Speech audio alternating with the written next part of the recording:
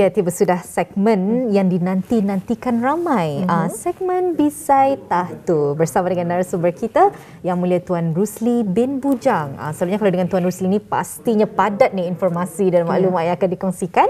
Tapi kali ini membawakan tajuk puasa dopamin. Apakah pengisian untuk hari ini? Jadi kita akan terus saja bersama dengan narasumber kita yang sudah pun berada di hujung talian ketika ini. Apa kata kita sapa beliau terlebih dahulu. Assalamualaikum Tuan. Waalaikumsalam warahmatullahi wabarakatuh. Apa kabarnya hari ini? Sehat? Alhamdulillah sihat. Alhamdulillah. Rasanya belum terlambat lagi ya untuk mengucapkan Ramadan Mubarak. Selamat berpuasa Tuan. Alhamdulillah, terima kasih. Ya, dan tidak terasa ya. Tidak terasa Tuan, kita sudah pun berada di Ramadan ke-10. Ramadan ke-10. Dan selalunya kalau di bulan Ramadan ini memang sangat sinonim dengan bulan yang penuh rahmat. Bulan yang datang setahun sekali sahaja. Tapi manfaatnya pastinya ada dari pelbagai sudut. Topik yang dibawakan hari ini, puasa dopamin. Satu istilah yang jarang sekali didengari ni Tuan. Jadi mungkin di kesempatan ini Tuan dapat mengongsikan ya, apakah maksud topik dan mukadimah untuk pertemuan kita di kali ini. Silakan Tuan. Okey, alhamdulillah, terima kasih. Sebenarnya saya mengambil sempena dengan bulan kita ni berpuasa dalam bulan Ramadan inilah. Saya cuba mengaitkan sesuatu dalam aspek daripada perspektif psikologi dan sains sosial ini, khususnya dalam bidang cuma ada dalam keadaan kita ni berpuasa. Apa yang konsep yang boleh saya kaitkan dengan konsep berpuasa ni dalam bidang kita ni lah. Itu yang saya maksudkan itulah. Jadi kalau masih ingat ada beberapa minggu lepas sebelum ini saya memperkatakan tentang happy hormone, hormon bahagia. Ada empatnya saya, endorfin, dopamin, oksitosin, serotonin, yang itu sebelum inilah. Dan salah satunya itu adalah dopamin. Dopamin ini adalah satu chemical yang sebenarnya membuatkan kita ni itu happy, bahagia. Dan anita juga yang itu happy bahagia tu yang kadang-kadang disalahgunakan, dimanfaatkan oleh syarikat-syarikat gergasi besar lah, macam Facebook, Instagram, apa ni, kadang tu buatkan katanya tu happy saja melihat Facebooknya, melihat Instagramnya, happy saja. Especially all the social media satulah, they spending a lot of money lah, banyak duit yang diorang belanjakan untuk buatkan katanya tu sentiasa tertarik. Tetapi sebenarnya yang menggunakan aspek dopamin itu tu yang dimanipulasikannya. So pada segmen bagian ni saya ingin bercakap tentang puasa dopamin ni. Tapi sebelum itu saya ingin melihat dulu lah macam mana saya mengambil konsep berpuasa tu. Ada ketikanya kita ni perlu juga untuk berpuasa dopamin ini tadi. Artinya kalau secara kasih berpuasa daripada hal-hal inilah, tingkah laku yang membuatkan kita ni itu macam ketagihan, rasa tanpa kita disedari, ketagihan dengan Facebook, dengan Instagram dan social media yang lain apa inilah. Tapi sebelum itu konsep yang ingin mari kita bersama dulu memahami konsep puasa itu sendiri. Saya cuba melihatnya daripada perspektif sains dulu lah. Dari segi sains itu, tubuh dalam badan kita ni ada fuel, ada yang itulah tenaga membuat kita itu bekerja ada glukos, ada fats dan ada protein. So bila kita ni dalam keadaan berpuasa ataupun starvation berpuasa, awal-awalnya ia kena untuk bila dalam keadaan kelaparan itu, di sana tak akan timbul therapeutic effect, kesan yang therapeutic untuk badan kita ni itu. So antaranya kita ni insyaAllah akan kurang tekanan darah, tenaga yang kita digunakan itu berkurangan, breathing, pernafasan kita ni itu makin perlahan, jantung kita ni dan tekanan darah pun semua itu akan menurun disebabkan oleh kita ni berlaparan itu dalam tempoh yang selamat. Yang dianjurkan oleh utama katanya itulah. Sebenarnya selain pada manusia ni ada binatang juga, termasuk sekali Emperor Penguin yang ada dulu movie-nya, ada buat animasi itu Happy Feet kan, yang menari-nari betul. Tetapi Emperor Penguin ini sebenarnya ia boleh kalau ia betinanya bertelur, penguin lelaki ni akan akan berduduk macam kalau ayam kira mengaram telurnya tu selama 4 bulan yang dah makan. Dan ternyata dari beberapa bulan itu ia boleh survive.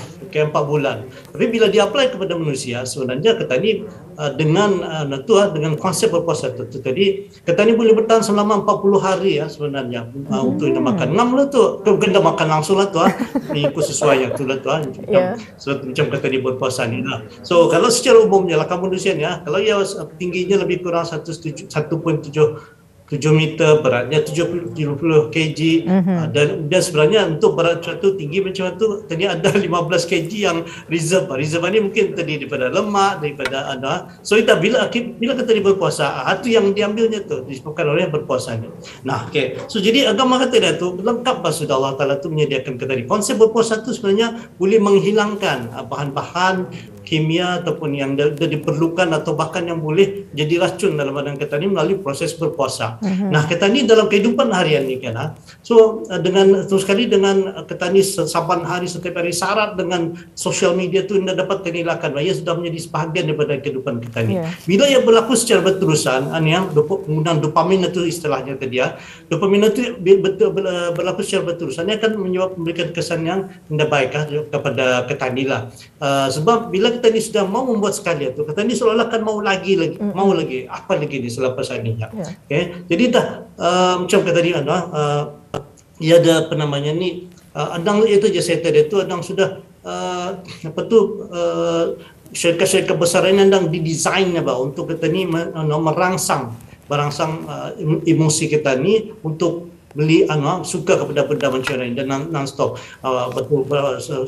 seperti iklan, seperti makanan, produk-produk makanan dan paling banyak itu social media ni lah. Jadi bila kita menggunakan social media tu tadi ada rush of pleasure, macam rasa keseronokan yang amat sangat setiap berterusan. Jadi yang in charge of social media ni dia akan sengaja mencari apa perkara-perkara yang membuatkan kita itu terus tertarik. Want more lagi, mau lagi, apa lagi, dan seterusnya. So itu sebenarnya rasa pleasure tadi itu, rasa seronok yang berterusan itu dopamin itu. Jadi syarikat-syarikat besar dia tahu itu yang dimanipulasikannya supaya kita ini terus melihat barang-barang macam itu lah.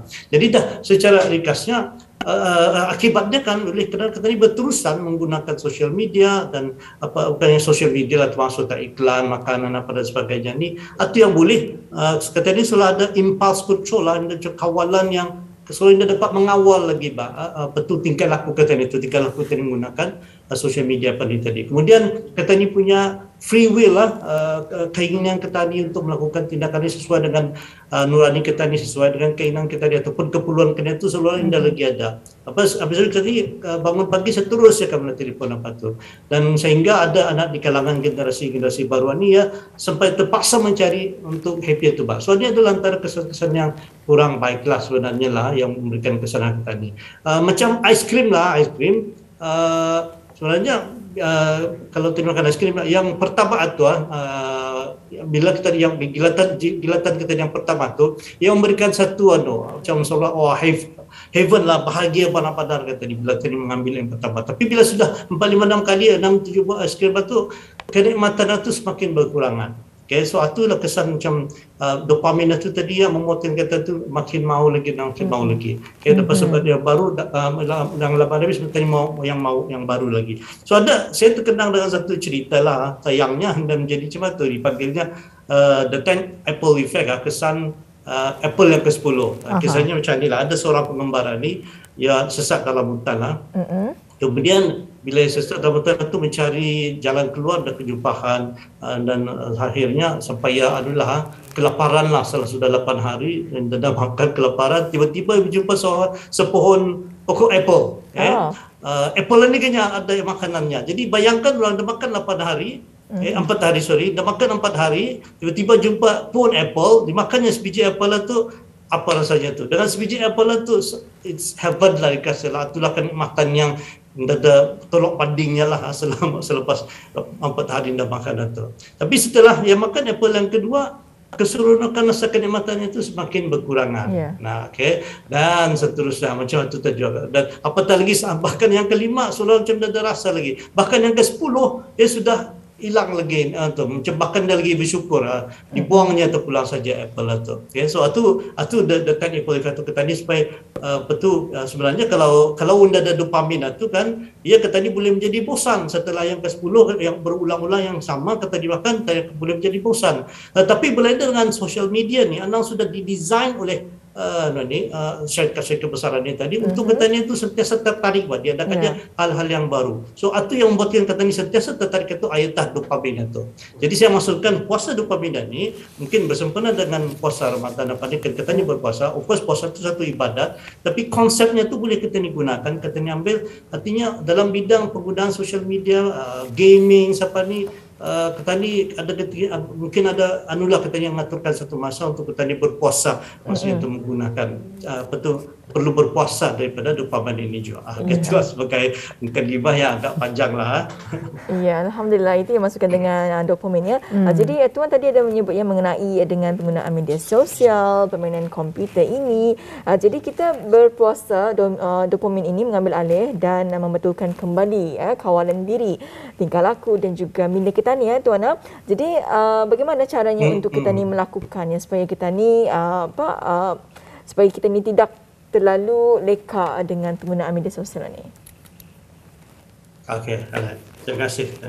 So saya recap sedikit saya dulu. Apa yang saya maksudkan dalam puasa dopamin. Dopamin itu adalah jenis kimikal yang ada dalam otak ketani lah yang membuatkan ketani itu ketagih terhadap sesuatu. Tingkat ketani menunjukkan tingkah laku ketagihan. Disebabkan munculnya kimikal dopamin ini tadi. So untuk ketani berpuasa ni, kalau mengikut kajian-kajian dalam bidang sains sosial ni, psikologi khususnya, psikoterapi, ia akan menggunakan teori CBT cognitive behavior therapy yang memberikan perhatian kepada pemikiran dan tingkah laku. Okay. So maksudnya tu ia melalui CBT ini akan mengurangkan tingkah laku yang mana tingkah laku yang selalu membuatkan dia rasa ketagihan atau yang dikurangkannya. Dan daripada sana dengan CBT dia akan insyaallah akan dapat mengurangkan tajuk tu. Bila tingkah laku itu dapat dikawalnya dan insyaallah penggunaan penghasilan dopamin dalam otak katanya itu akan berkurangan. Tapi bila saya masukkan puasa dopamin ini bukan katanya menghilangkan langsung dopamin, sebab dopamin itu katanya perlukan. Masih ingat dalam perjumpaan yang sebelumnya saya, dopamin itu adalah salah satu daripada happy hormone. Katanya cuma itu dia disalahgunakan untuk katanya itu happy berlebihan itu. So dalam konteks macam penggunaan sosial WhatsApp ataupun WhatsApp WhatsApp kita ada telefon itu bila yang bunyi WhatsApp, khas untuk WhatsApp itu berbunyi dan kita akan melihat WhatsApp itu. So dalam CBT cognitive behavior therapy, bunyi atau ringtone WhatsApp itu adalah stimulus, itu adalah perangsangnya. Kemudian bila kita terangsang mendengar bunyi itu, kita akan melihat WhatsApp. Jadi kita melihat itu adalah tingkah laku. So dalam CBT ini ia mengawal tingkah laku itu tadi. Bukan untuk mengawal tingkah laku itu, ia akan menghilangkan ataupun mengawal perangsang apa yang berangsang itu tadi. Itu solusinya lah, artinya menghilangkan perangsang itu dan digantikan dengan aktiviti yang lebih berfaedah. Contohnya tadi bila ia melihat itu, mendengar ada ringtone tentang WhatsApp ini tadi. Jadi akan digantikannya setelah dia melihat ataupun digantikannya dengan melakukan sesuatu lain yang lebih manfaat. So itu adalah yang masukkan dengan penggunaan teori dalam CBT ini. Jadi secara ada caranya tadi, secara ringkasnya ada sebenarnya mudah. Ada dua langkah boleh kita gunakan untuk kita ni berpuasa, cuba memulakan dan puasa dopamin ini. Maksudnya mengawal mana-mana tingkah laku yang sudah ada gejala-gejala ketagihan itulah guna social media, permainan game dan sebagainya itulah. Ada dua langkah. Langkah pertama tu kita ni perlu mengenal pasti apakah tingkah laku kita ni tu, tingkah laku yang macam sudah adanya ada unsur-unsur ketagihan itu.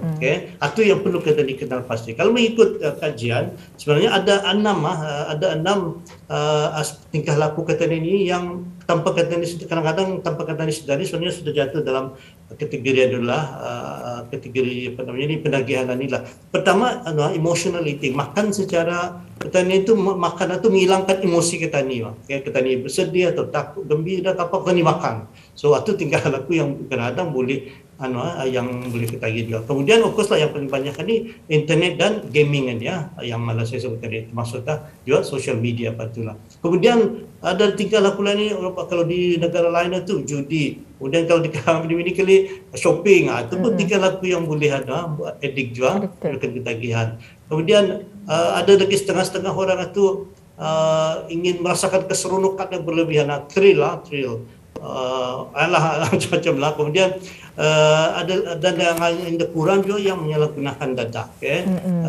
So ini adalah beberapa satu lagi yang mungkin membahayakan lagi filem-filem porno yang sekarang ni amat mudah diakses dalam internet ini. Suatu pun menunjukkan tingkah laku yang bawa pada ketagihan ini. Jadi itu adalah 6 tingkah laku yang boleh menyebabkan ketagihan. Jadi kita ni perlu kenal pasti mana satu ni. Jadi untuk perbincangan pagi ini saya akan fokus kepada satu ini tadi internet dan gaming ataupun penggunaan sosial media ni tadi. Inilah antara kadang-kadang tanpa kata ni sedari itu penggunaan kata ni itu berlebihan sudah. Maksudnya berlebihan itu kajian-kajian itu mendapati petani sekurang-kurangnya 3 jam 3 jam memegang telefon itu dalam sehari macam-macam lah guna itu daripada 3 itu sehari. Kalau setahun boleh sampai 1000 jam. 1000 jam itu kena melakukan telefon. Suatu sebenarnya sudah ada elemen-elemen ketagihan tu kalau sampai tahap macam itu lah. Suatu dah langkah pertama. Kata ni perlu mengenal pasti apa sebenarnya tingkah laku yang tadi mungkin tanpa keadaan saudara itu sebenarnya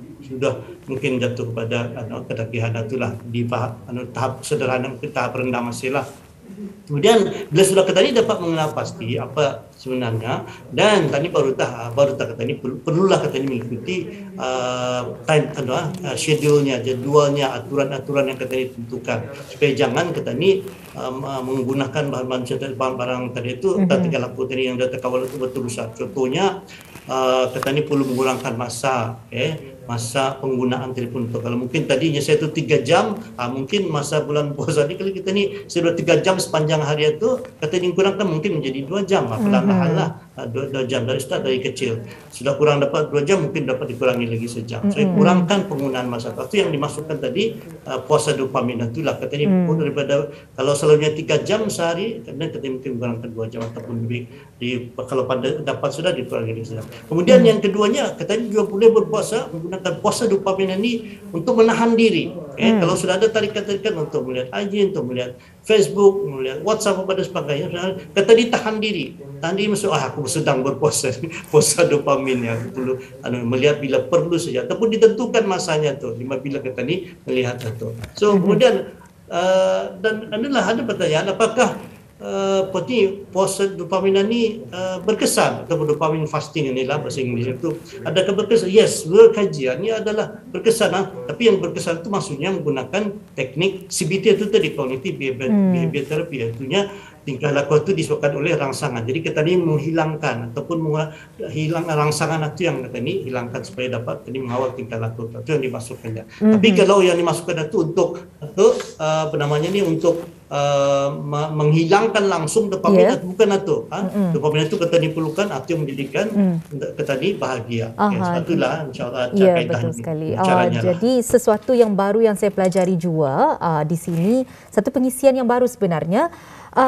Dopamin ini dapat joya terlalu rendahnya. Kalau terlalu rendah, itu yang membuatkan seseorang merasa sedih berpanjangan, lesu dan sebagainya. Tapi dopamin yang terlalu tinggi, yang kita dipanggil sebagai dopamine rush, itulah sebenarnya menyebabkan ketagihan dan sebagainya. Yang dapat kita dipelajari di sini, mungkin tuan dapat meluruskan sekiranya salah, kita ni memerlukan keseimbangan. Bukannya dopamin itu sesuatu yang baik ataupun sesuatu yang buruk, tapi ianya adalah memerlukan sebenarnya keseimbangan, balance-nya orang. Jadi sesuatu yang baru saya pelajari juga, rupa-rupanya ketagihan ni bila mana kita ni ada dopamine rush, bukan sahaja selalunya kalau ketagihan ni kita ni kaitkan dengan dadah dan sebagainya, tapi rupa-rupanya ada juga istilah ketagihan social media, ada juga istilah ketagihan emotional eating seperti yang dikongsikan tuan tadi. Jadi mungkin di sini tuan dapat mengongsikan bagaimana kita ni ingin mengawal rasa ketagihan tersebut. Pastinya satu rasa yang kuat. Mungkin tuan ada beberapa tips yang dapat dikongsikan untuk masalah tersebut. Silakan.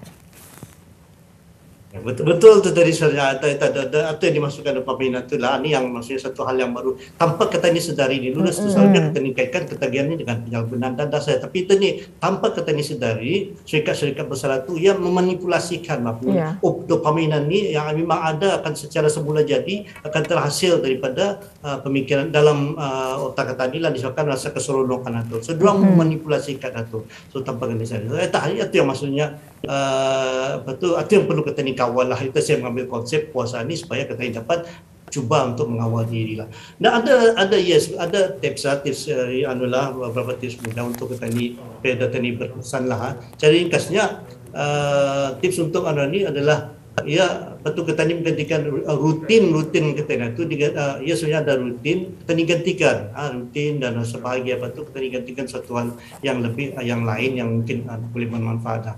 So tips itu kali contoh tadi sudah bida minuman bergas lah katanya ni kadang setengahnya ataupun minum yang berkafein tidak dapat mengawal diri. So itu adalah bad habit tingkah laku yang tidak baiklah. Kata ni boleh sebab ia boleh membawakan rasa kata ni boleh menggantikan. So contohnya untuk minuman ni tadi bila ada rasa untuk minum itu jadi untuk puasa dopamin ni kita ni masih minum tetapi kalau mungkin 10 mani 5 tin atau 3 tin sehari jadi masa untuk puasa dopamin kita ni kan mengurangkan jadi 2 sehari ataupun 1 saja. So itu yang maksudnya itulah. So tips ni langkah pertama tu kata ni perlu saya sudah tadi bercakap tentang kata ni perlunya kata ni mengenal pasti mengenal pasti tingkah laku kita ni. Apa tingkah laku yang melakukan tadi. So macam tadi tu kata ni minum menggunakan social media tu apa sebenarnya tu kata ni menggunakan social media tu tanpa fikir panjang terus kata dia tu ulah kata ni tingkah laku tu terus kata ni memegang telefon tu apa sebenarnya itu yang perlu kata ni pasti adakah disebabkan oleh adakah kata dia saya menggunakan minuman tadi ataupun Pepsi minum berkesannya katakan kata ni minuman tu terus minum sana. Kenapa kata ni minum air? Adakah disebabkan oleh kata ni rasa dahaga kata ni? Adakah rasa kata ni ingin berinteraksi sama orang atau mendorong kata ni untuk minum itu ataupun buang stres kata ni minum. So itu yang perlu kita pasal disebabkan stres bahawa ingin berinteraksi disebabkan oleh kering leher kata ni tadi itu ataupun ada sugar high tadi ataupun rasa so kita ni perlu mengenal itu langkah pertama. Kemudian tips yang pertama itulah kemudian terbang kita mengenal pasti itu tadi kita ni mengenal pasti rewardnya tu apa sebenarnya kesan itu kita ni kemudian yang ketiga ni kita ni perlu apa sebenarnya yang trigger yang menyebabkan kita ni tekanan akan meminum itu.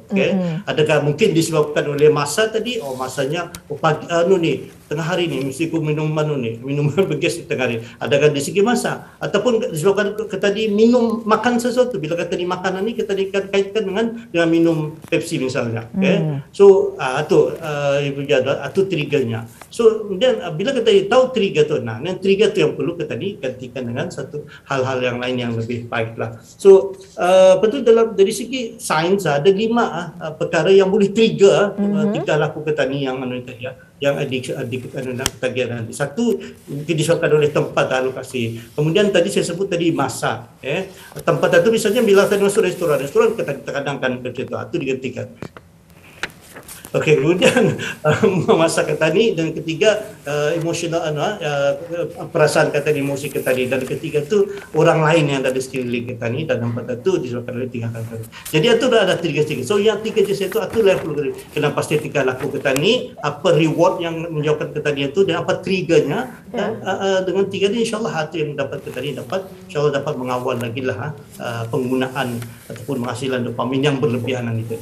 Ya, Masya Allah, ya Alhamdulillah. Itu penjelasan mengenai dengan puasa dopamin ini. Jadi perlunya kita ni ada keseimbangan untuk kita ni mengawal dari segi ketagihan. Itu dah tadi katakan yang Nadira, ketagihan ini bukan saja dari segi dada dan sebagainya. Malahan apa kita lakukan, terutama sekali dari segi media sosial ini, kita ni perlu berpada-pada dalam penggunaannya.